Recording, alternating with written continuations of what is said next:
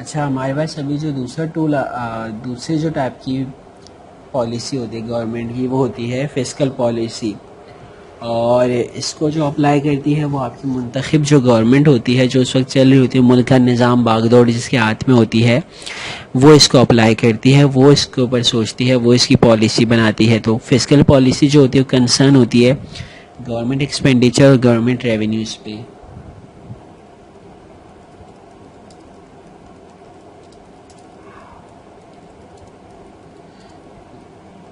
Government expenditures and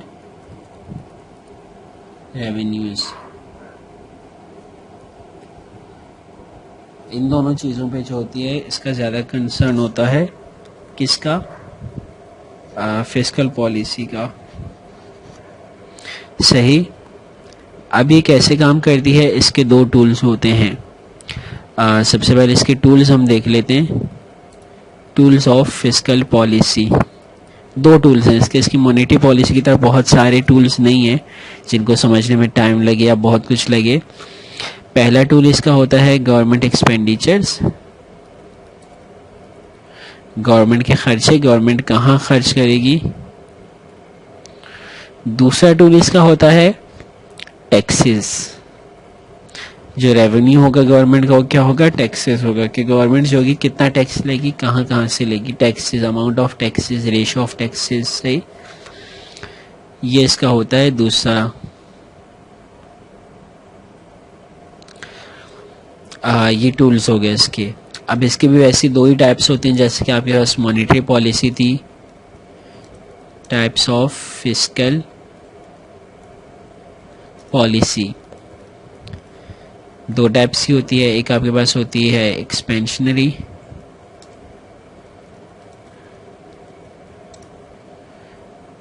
और दूसरी आपके पास होती है एक्सपेंशनरी और ईजी।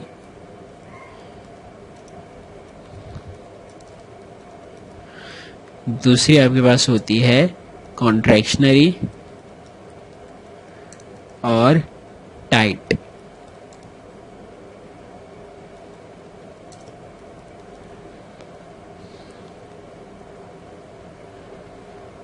ये दो टाइप्स की आपके पास फिस्कल पॉलिसीज होती हैं। तो अब सबसे पहले हम इसमें देख लेते हैं एक्सपेंशनरी को। अगर आपके पास एक्सपेंशनरी फिस्कल पॉलिसी है तो जो ये दो आपके पास टूल्स हैं, इन दो टूल्स को कैसे यूज़ किया जाएगा, क्योंकि आप चाह रहे हैं कि एक्सपेंशन हो इकोनॉमी में, सही।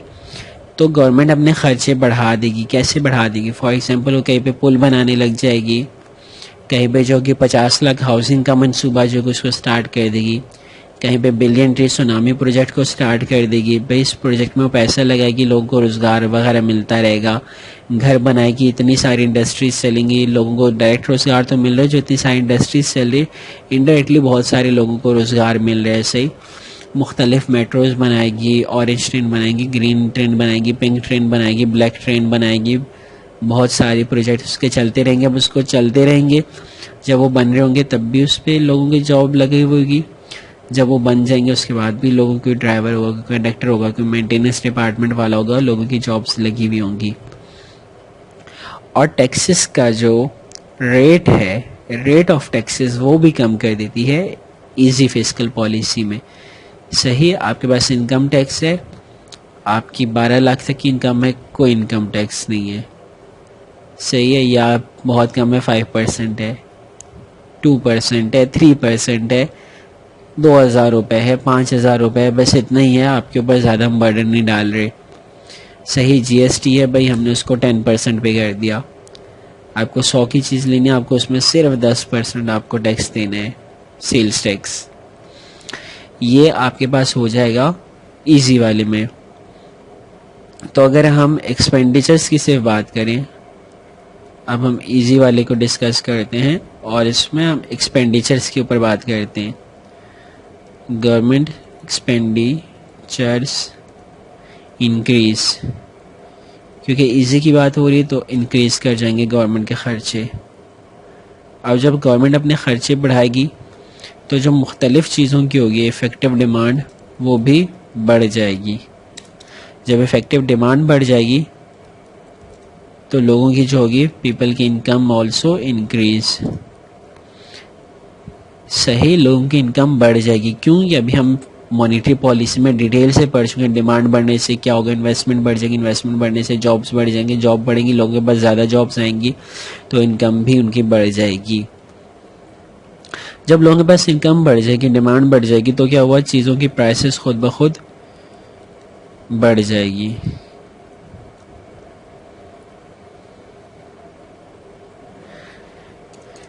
प्राइसेस इंक्रीज हो गई तो क्या होगा? Businessman increase investment due to high profit margin.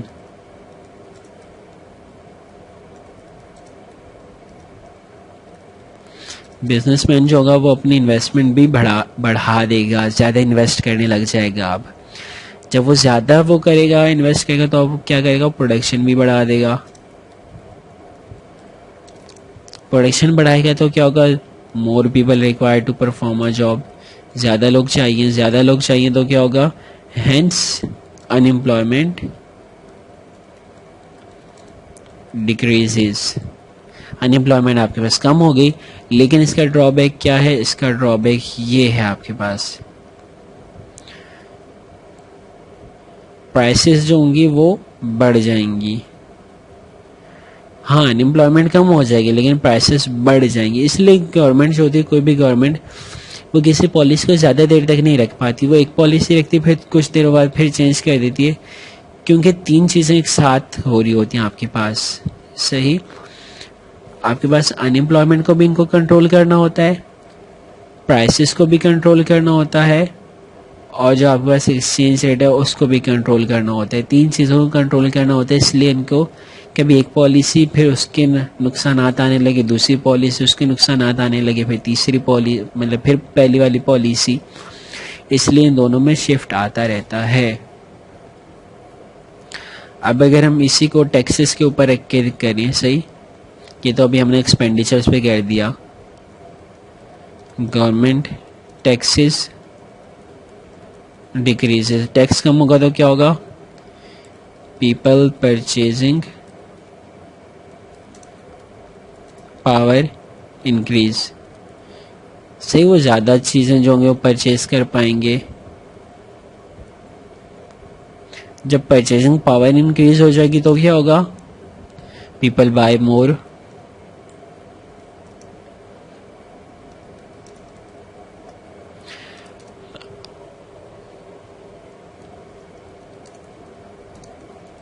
And buy other things. ये चीज़ समझने की है। गवर्नमेंट एट अ टाइम सब चीज़ों के ऊपर टैक्स कम नहीं कर देती। गवर्नमेंट किसी एक चीज़ के ऊपर टैक्स कम करेगी, उसका ट्रिकल डाउन इफेक्ट आएगा। फॉर एग्जांपल, आज मिल रही है आटे की बोरी आपको 10 किलो की मिल रही है। फॉर एग्जांपल, पाकिस्तान में जो नॉर्मल रेट चल रहा है 450 रुपये की मिल रही है सिंध में।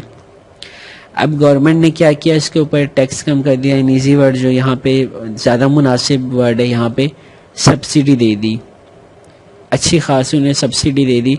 अब आटे की वही बोरी अब 200 रुपये किलो मिली, 450 से 200 रुपये पे आ गई। सही है, बहुत बड़ी सब्सिडी दे दी। अब लोगों के लिए आसानी हो जाएगी। जाहिर सी बात है, वो आटा तो ऐसी चीज़ है, वो तो ज़्यादा नहीं ले सकता, आटा तो जितना चाहिए उतना ही लेगा। ये है कि थोड़ा सा मतलब फ़र्क आ जाएगा उसकी डिमांड में, लेकिन वो जो 250 रुपये बच रहे हैं, अब उससे लोग और चीज़ों की तरफ माइल होंगे, और चीज़ें बोलेंगे, उनके पास पैसे बचत हो जाएगी। सही, तो वो और चीज़ें अब लेंगे। तो एक चीज़ के ऊपर अगर गवर्नमेंट टैक्स कम कर देती है, सब्सिडी दे देती है, बिजली के प्राइसेस के ऊपर कर देती है, गैस के प्राइसेस के ऊपर कर देती है, पेट्रोलियम के प्राइसेस पे कर देती है, तो वो एक ही चीज़ पे इम्पैक्ट नहीं आता, वो बहुत सारी चीज़ों में इम्पैक्ट आता है। आज सेब अगर 100 रुपये 50 रुपये किलो हैं और आप घर 2 किलो लेके जाते हैं, कल अगर ये 80 रुपये किलो हो जाएंगे तो आप 1 ही किलो लेके जाएंगे। लेकिन अगर यही 120 रुपये किलो हो जाएंगे तो आप कहेंगे यार सेब तो लेके जा रहा हूँ, चलो मौसम चल रहा है, कीनू भी ले जाता हूँ घर, कीनू भी लेके जाएंगे। लेकिन अगर सेब 80 रुपये के हो गए, फिर आप सेब ही को बहुत मुश्किल से कर पाएंगे, फिर आप कीनू के बारे में सोचेंगे भी नहीं। तो जब people buy more and buy other things, तो बाकियों पे भी इसका ट्रिकल डाउन इफेक्ट पड़ेगा। और क्या होगा? More demand of goods and services. Investment increase, demand बढ़ गई, इन्वेस्टमेंट इंक्रीज। लेकिन हम मैंने आपको अब यहाँ पे एक और स्टेप बताई, जैसे ही होगा फौरन क्या होगा, प्राइसेस इंक्रीज हो जाएंगी हमारे पास। इन्वेस्टमेंट इंक्रीज हो गई, प्रोडक्शन इंक्रीज,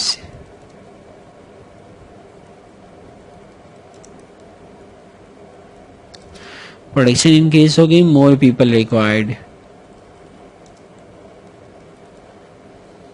और जैसे मोर पीपल रिक्वायर्ड हो गए तो आपके पास क्या होगा, हेंस अनएम्प्लॉयमेंट डिक्रीज। तो आपके पास जो अनएम्प्लॉयमेंट है वो कम हो जाएगी, क्योंकि आपको ज़्यादा लोग जॉब के लिए चाहिए, तो आप ज़्यादा लोगों को हायर करेंगे। ज़्यादा लोगों को हायर करेंगे तो आपके पास अनएम्प्लॉयमेंट कम हो जाएगी, रोज़गार बढ़ जाएगा। सही।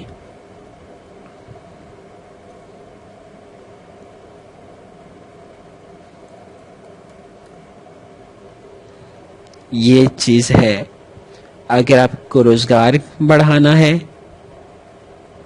तो प्राइसेस भी बढ़ेंगी, आपको प्राइसेस कम करना है तो रोज़गार कम हो जाएगा। ये दो चीज़ें साथ के साथ चलती रहेंगी। ये थी हमारी फिस्कल पॉलिसी, बिल्कुल छोटी सी थी, 12 मिनट के अंदर अंदर कवर होगी। क्यों? क्योंकि इसके टूल्स जो हैं वो सिर्फ दो थे। अगर इसकी भी मॉनेटरी पॉलिसी की तरह बहुत सारे टूल्स होते, फिर हम बहुत सारे टूल्स को एक्सप्लेनेशन में टाइम लगाते, लेकिन गवर्नमेंट एक्सपेंडिचर या टैक्सेस या ऐसी कॉमन टर्म्स है कि जिसके ऊपर ज़्यादा टाइम लगाने की मतलब ज़रूरत भी नहीं है कोई।